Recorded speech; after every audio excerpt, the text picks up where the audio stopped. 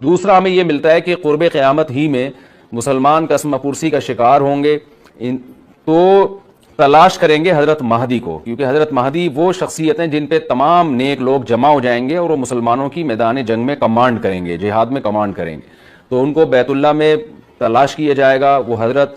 وہ رسول اللہ صلی اللہ علیہ وسلم کی اولاد میں ہوں گے اور لوگ ان کو پہچان لیں گے، اہل اللہ پہچان کر ان کو اپنا امیر بنائیں گے اور ان کی قیادت میں پھر لڑائی اور جہاد شروع ہوگا.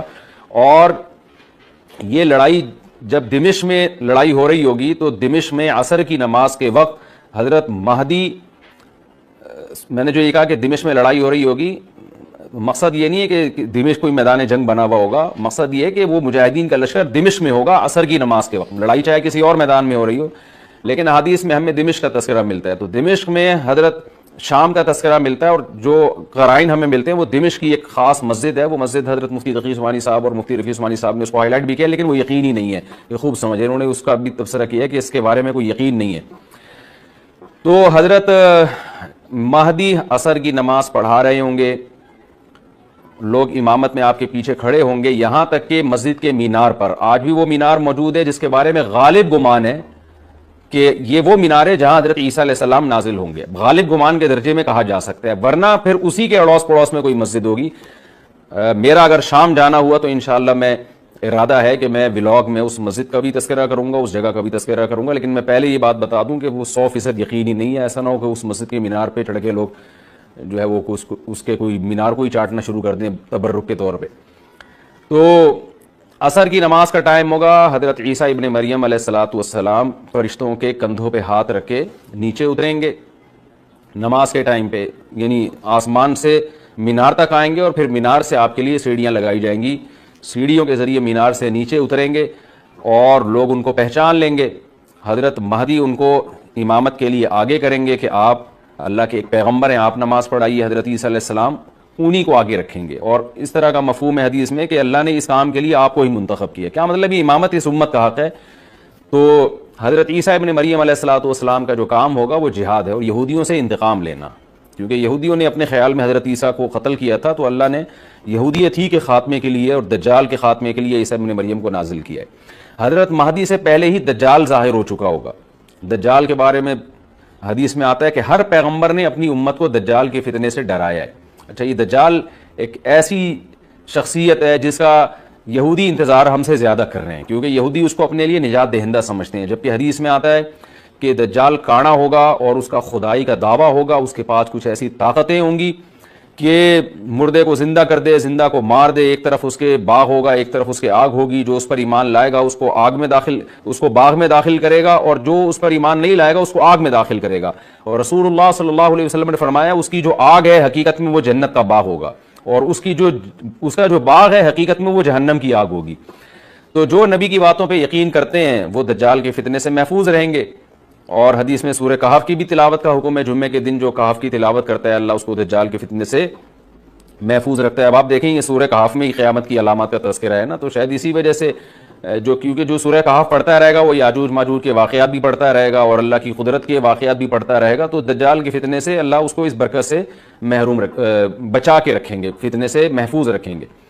تو وہ ایسی طاقتیں دکھائے گا، بے وقوف لوگ اس پہ ایمان لے آئیں گے. حدیث میں آتا ہے کہ کانا کبھی بھی خدا نہیں ہو سکتا، یعنی اس کی تو ایک آنکھ ہوگی نہیں، لیکن بے وقوف لوگ اس کے یہ کچھ ظاہری کمالات دیکھیں گے، یہ نہیں دیکھیں گے کہ یہ تو شکل بھی اس کی اچھی نہیں ہے. یعنی خدا کم از کم جمال والا ہوتا ہے نا، یہ تو ہے بھی کانا.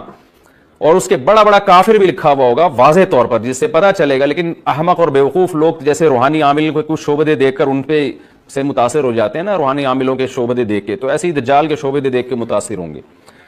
تو بہت لوگوں کو، خلقت کو، بہت بڑی امت کو گمراہ کرے گا دجال. اہل اللہ کو اللہ تعالیٰ اس کے فتنے سے محفوظ رکھے گا. پھر حضرت عیسیٰ ابن مریم جب نازل ہوں گے تو وہ دجال کو قتل کریں گے. حدیث میں آتا ہے کہ نیزے کے ذریعے گھوڑے پہ بیٹھ کے قتل کریں گے.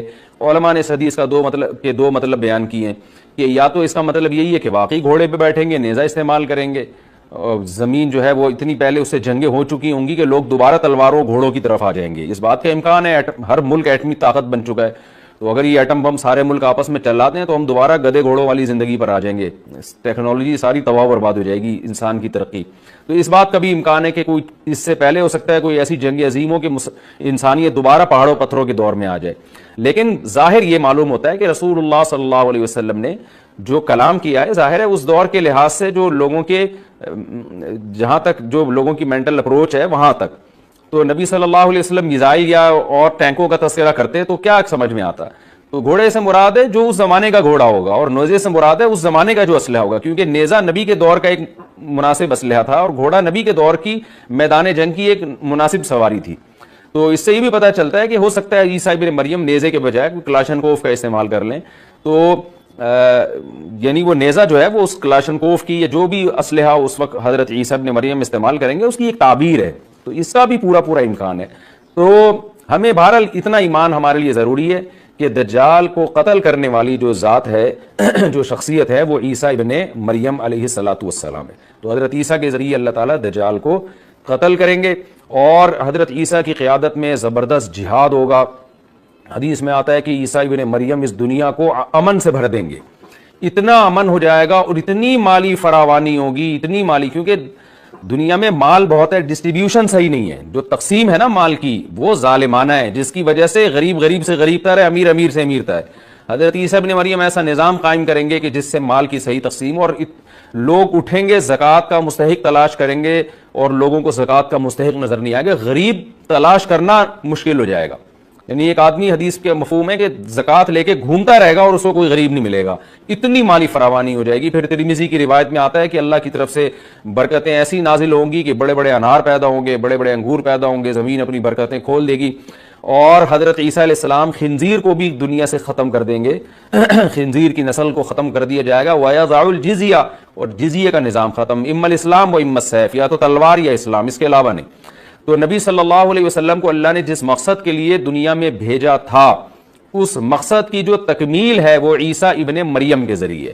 باقی اس میں حکمتیں کیا ہیں اس پر میرے الگ سے بیانات موجود ہیں کہ اللہ نے حضرت عیسیٰ ابن مریم کا انتخاب کیوں کیا اس کام کی تکمیل کے لیے، اسی امت میں کوئی کیوں منتخب نہیں کر لیا، یا یہ کہ پیغمبر صلی اللہ علیہ وسلم ہی کے ذریعے پوری دنیا میں اسلام کو غالب کر دیا جاتا، اس میں کیا حکمتیں ہیں، اس پر میرے الگ سے بیانات موجود ہیں۔ ابھی تو میں کوشش کرتا ہوں کہ تفسیر سے میں جو ٹو دا پوائنٹ بات ہے اس سے یہاں اس لیکچر میں نہ ہٹوں۔ تو اسی وقت حضرت عیسیٰ ابن مریم اس کو یاجوج ماجوج کو قتل کریں گے اور دنیا انصاف سے بھر جائے گی، اور اللہ تعالیٰ نے جو پیغمبروں کو دنیا میں بھیجا تھا اس کا مقصد کیفیت اور کمیت دونوں لحاظ سے حاصل ہو جائے گا۔ اس کے بعد پھر آہستہ آہستہ دنیا میں زوال شروع ہوگا، اور پھر جب پوری دنیا کے لوگ زوال کا شکار ہوتے ہوتے کفر کی طرف جائیں گے، گناہوں کی طرف، اور حدیث میں آتا ہے جب تک ایک شخص بھی اللہ کا نام لینے والا ہوگا اس دنیا پر قیامت نہیں آئے گی، یہاں تک کہ آخری شخص جب دنیا سے اٹھے گا جو اللہ کا نام لیا کرتا تھا، تو اس کے بعد اللہ تعالیٰ سور پھونکیں گے، جبریل کو حکم دیں گے سور پھونکنے کا، اور اس دنیا کو تباہ و برباد کر دیا جائے گا۔ تو آگے قرآن کہتا ہے وَنُفِخَ فِي الصُّورِ، اور پھر سور میں پھونکا جائے گا، فَجَمَعْنَاهُمْ جَمْعًا، پھر ہم ان تمام انسانوں کو جمع کر دیں گے، وَعَرَضْنَا جَهَنَّمَ يَوْمَئِذٍ لِّلْكَافِرِينَ عَرْضًا، اور قیامت کے دن ہم جہنم کو یومئذ، جس دن ایسا ہوگا یعنی جس دن سور پھونکا جائے گا، یہ دوسرا سور مراد ہے، للکافرین عرضا، کافروں کے سامنے پیش کر دیں گے، الذین کانت اعینہم فی غطاء عن ذکری، یہ وہ لوگ ہیں جن کی آنکھیں میری یاد سے پردے میں پڑی ہوئی تھیں، یعنی میری یاد کی چیزیں ان کو نظر ہی نہیں آتی تھیں، غفلت میں پڑی ہوئی تھی جن کی آنکھیں، وکانوا لا یستطیعون سمعا، اور یہ سننے کی صلاحیت بھی نہیں رکھتے تھے، نہ حق بات سنتے تھے نہ حق دیکھتے تھے، بس اپنے خواہشات کی جو چیزیں ہیں وہ ان کو اچھی لگتی تھیں اور وہی ان کو سمجھ میں آتی تھیں۔ تو یہ ہمارا رکوع الحمدللہ کمپلیٹ ہو گیا۔ اس رکوع میں ہمیں بہت سارے اسباق ملتے ہیں، میں نمبر وار اس کو مختصراً بیان کر دیتا ہوں۔ پہلی بات تو یہ کہ دیکھیں اللہ تعالیٰ نے کیسے کیسے بادشاہ دنیا میں بھیجے ہیں اور کتنے پاورفل بادشاہ۔ حضرت ذوالقرنین کا نام ہی قرن والا، دو کناروں والا، زمین کے بہت بڑے حصے کو حضرت ذوالقرنین نے فتح کیا، اور اللہ کے نیک بندے کیسے اللہ کے راستے میں لڑتے رہے ہیں۔ تو یہ جو لوگ بیٹھ جاتے ہیں نا بس عبادت کرو اور لڑائی وڑائی اسلام میں ہے ہی نہیں، یہ دنیا میں کوئی بھی عقل مند اس نظریے کا حامی نہیں ہوگا۔ تو طاقت اور قوت کی اسلام میں بہت زیادہ اہمیت ہے۔ اس سے ہمیں یہ بھی پتہ چلتا ہے کہ اپنے ملک کی، خاص طور پر اسلامی ملک کی جو فوجی قوتیں ہیں، جو فوجی طاقتیں ہیں، ان کی ہمیں قدر کرنی چاہیے. کیونکہ اگر کوئی بھی ملک عسکری لحاظ سے کمزور ہو جائے، کیونکہ اللہ تعالیٰ تو جو عسکری لحاظ سے طاقتور قومیں تھیں اللہ نے ان کا کتنا تذکرہ کیا، ہاں وہ اللہ کے باغی نہ ہوں. تو اسلامی ملک میں کوئی بھی اسلامی کنٹری ہے، چاہے سعودی عرب ہے، چاہے پاکستان ہے، چاہے ترکی ہے، کوئی بھی اسلامی کنٹری ہے، اس کی فوج کی قدر کرنی چاہیے، کیونکہ اسی کی وجہ سے ملک کا بارڈر محفوظ ہوتا ہے. اگر مسلمان عسکری لحاظ سے کمزور ہونا شروع ہو جائیں تو کافر ہمیں گاجر مولی کی طرح کاٹنا شروع کر دیں، اسلام دشمن قوتیں ہمیں کھا جائیں، ختم کر دیں ہمیں کھا کے. تو نیک قوتوں کو اپنی بقا کے لیے ہمیشہ سے ایک اسلحے کی اور طاقت کی ضرورت رہتی ہے. اس کی اہمیت اسلام میں بہت زیادہ ہے. موسیٰ علیہ الصلوۃ والسلام کے بعد کتنے بڑے بڑے جنگی کمانڈر پیدا ہوئے. ذوالقرنین کا اللہ نے کیسا تذکرہ کیا. ذوالقرنین کی عبادت کا کہیں بھی تذکرہ نہیں، حالانکہ وہ بڑے عبادت گزار بھی تھے. داؤد علیہ السلام کی عبادت کا تذکرہ بھی ہے، ان کی تلوار اور طاقت کا تذکرہ بھی ہے. تو اللہ تعالیٰ جہاں عبادت کا تذکرہ کرتے ہیں تو طاقت اور قوت کا بھی تذکرہ کرتے ہیں. اس سے عسکری لحاظ سے اپنے آپ کو مضبوط کرنے کی اہمیت کا ہمیں پتہ چلتا ہے کہ اسلام میں اس کی بڑی اہمیت ہے. کسی بھی اسلامی ملک کی فوج کا مورال کسی بھی لحاظ سے ڈاؤن نہیں ہونا چاہیے، اور عسکری لحاظ سے وہ کسی بھی لحاظ سے کمزور نہیں ہونی چاہیے. اور اس کو چاہیے کہ اعدوا لهم ما استطعتم من قوہ پر عمل کرے، کہ قرآن کہہ رہا ہے روز بروز اپنی طاقت اور قوت میں اضافہ کرنے کی کوشش کرو. اس سے مسلم قوم کو کبھی بھی غافل نہیں ہونا چاہیے، اور کوئی بھی ایسا کام جس سے مسلمان قوتیں اور طاقتیں کمزور ہونا شروع ہو جائیں، اس کام سے ہمیں بچنا چاہیے. دوسری بات ہمیں یہ پتہ چلی کہ اللہ تعالیٰ نے اہل اسلام کے ذمے پوری دنیا کی ذمہ داری لگائی ہے، کسی ایک ملک کی نہیں.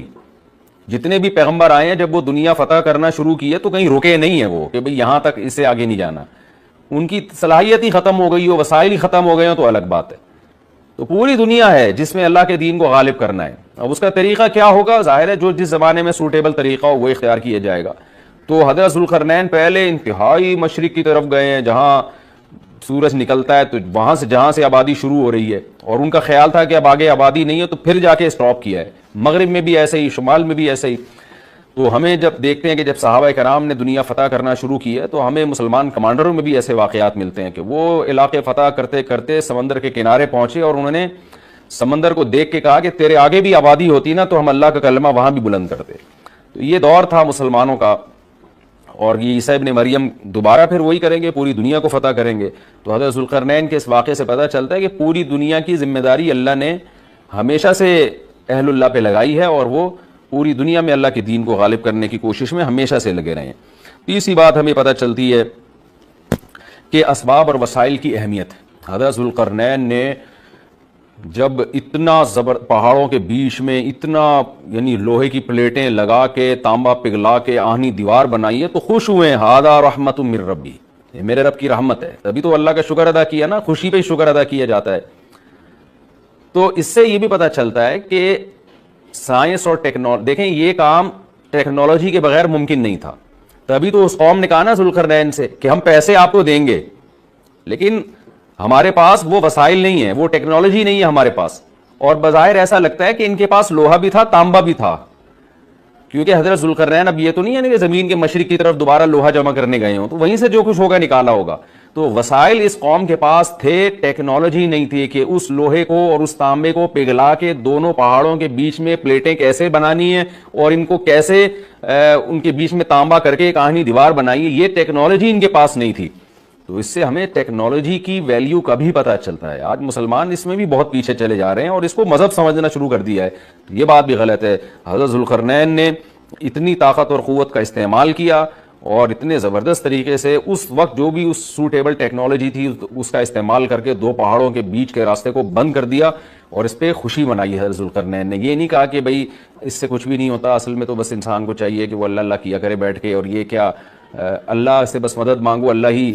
یاجوج ماجوج کے بارے میں ان کو کہہ دیتے ہیں ذوالقرنین کہ تم سب رات کو تہجد میں اٹھ کے دعائیں مانگو، اللہ یاجوج ماجوج سے تمہیں بچا لے گا. نہ حضرت ذوالقرنین نے کہا دعائیں بھی مانگو، یقیناً حکم دیا ہوگا دعائیں مانگنے کا، لیکن ہم پورے اسباب اور وسائل استعمال کریں گے، لوہے کی پلیٹیں بنائیں گے، تانبے کو پگھلائیں گے، اوپر چڑھائیں گے اور اس طرح سے پوری مضبوط دیوار بنائیں گے.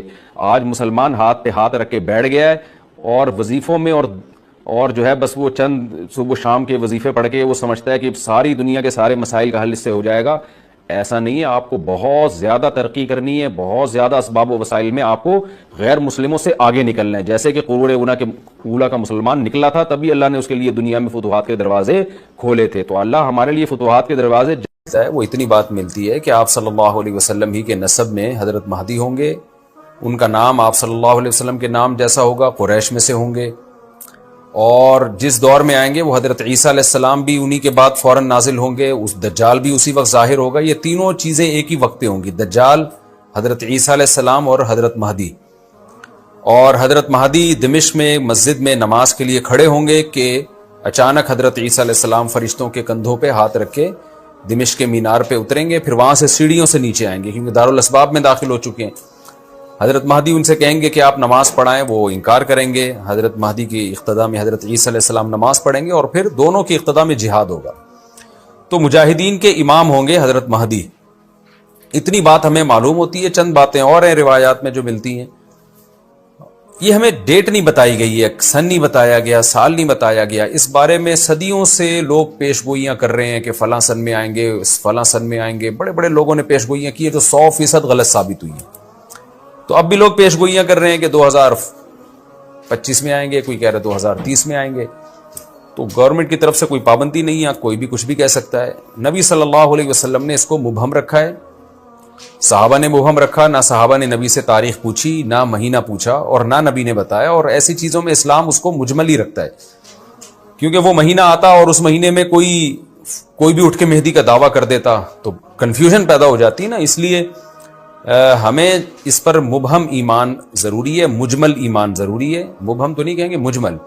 مجمل کا مطلب تفصیل ہمیں معلوم نہیں ہے، بس ہمیں پتہ ہے کہ ایک وقت آنے والا ہے قرب قیامت میں کہ حدیث میں آتا ہے خراسان سے ایک لشکر اٹھے گا اور اللہ اس کو فتح عطا فرمائیں گے. حدیث میں آتا ہے کہ مجاہدین لڑیں گے اور اتنی بڑی جنگ ہوگی کہ آپ صلی اللہ علیہ وسلم نے فرمایا کہ 1/3 مجاہدین اس میں جو لڑنے والے ہوں گے وہ شہید ہو جائیں گے، جو اس وقت کے سب سے افضل ترین شہداء ہوں گے.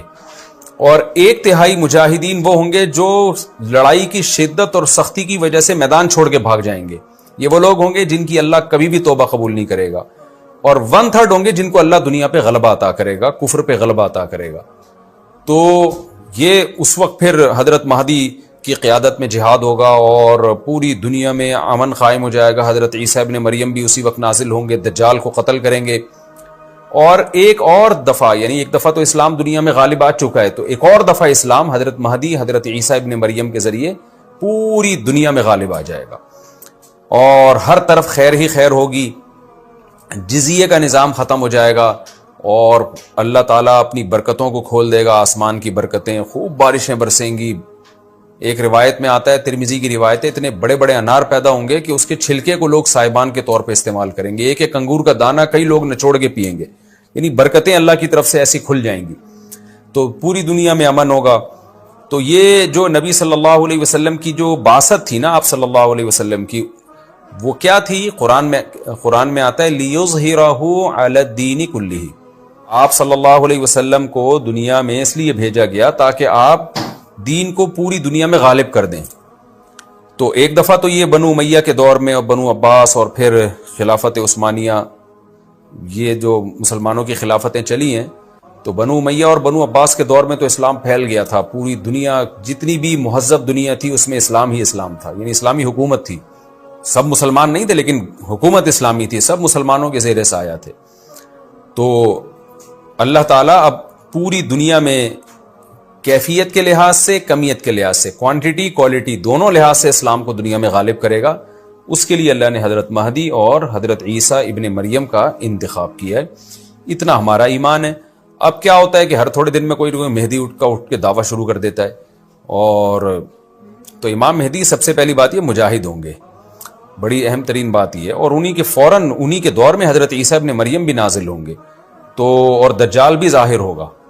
تو اس لیے یہ تینوں چیزیں ایک ساتھ ہیں، اس لیے ان کو پہچاننے میں اہل اسلام کو دشواری نہیں ہوگی. حضرت مہدی کو تو لوگ خود تلاش کریں گے. ان کی علامتوں میں سے یہ بھی ہے، وہ دعویٰ نہیں کریں گے. لوگ اہل اللہ، بزرگان دین، علماء ان کو خود تلاش کریں گے. آج لوگ خود دعویٰ کر رہے ہوتے ہیں حضرت مہدی ہیں، میں حضرت مہدی ہوں، تو وہ دعویٰ جو کرے گا اس کا مطلب وہ تو ہو ہی نہیں سکتا. تو اس لیے ہمیں اس ٹاپک کو ختم کر دینا چاہیے اس سینس میں ختم کر دینا چاہیے کہ جو دعوے کر رہے ہیں نا کہ کل آ رہے ہیں، پرسوں آ رہے ہیں، فلاں سن میں آ رہے ہیں، اس سینس میں اس ٹاپک کو ہمیں ختم کر دینا چاہیے. ہاں جتنا احادیث میں ہے اس کو بیان کرنا چاہیے. اور جو لوگ بھی خلاف سنت ہوتے ہیں وہ تو حضرت مہدی ہو ہی نہیں سکتے. آج تو مہدی ہونے کا دعویٰ ایسے ایسے پاگل فضول قسم کے لوگ کر رہے ہیں جو انسان ہونے کا دعویٰ کرنے سے پہلے ان کو سوچنا چاہیے کہ ہم انسان کے بچے بھی ہیں کہ نہیں. اچھا یہ بھی انہوں نے پوچھا ہے کہ کیا امام مہدی نبی ہوں گے؟ امام مہدی نبی ہوں گے یا صحابی؟ اس بارے میں وضاحت فرما دیں. نہ وہ نبی ہوں گے نہ صحابی ہوں گے. اللہ نے اس قوم کو چھپایا ہوا ہے. حدیث میں آتا ہے کہ یہ نکلنے کی کوشش کرتے ہیں، دیوار چاٹتے ہیں. جب ختم ہونے والی ہوتی ہے تو کہتے ہیں ہم کل دوبارہ شروع کریں گے. اللہ اکبر، اللہ اکبر. اس میں یاجوج ماجوج کا اللہ نے تذکرہ کیا ہے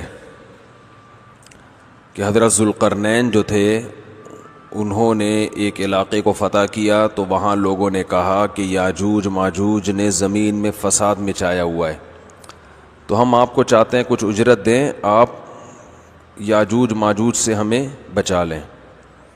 تو حضرت ذوالقرنین نے فرمایا کہ مجھے اجرت کی ضرورت نہیں ہے، جو اللہ نے مجھے وسائل دی ہیں ان وسائل کے ہوتے ہوئے مجھے تمہاری کمیشن کی ضرورت نہیں ہے.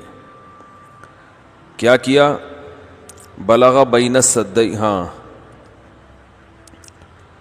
آتونی زور الحدید حتی اذا ساوا بین الصدفین قال انفخوا حتی اذا جعلہ نارا قال آتونی افر علیہ قطرہ.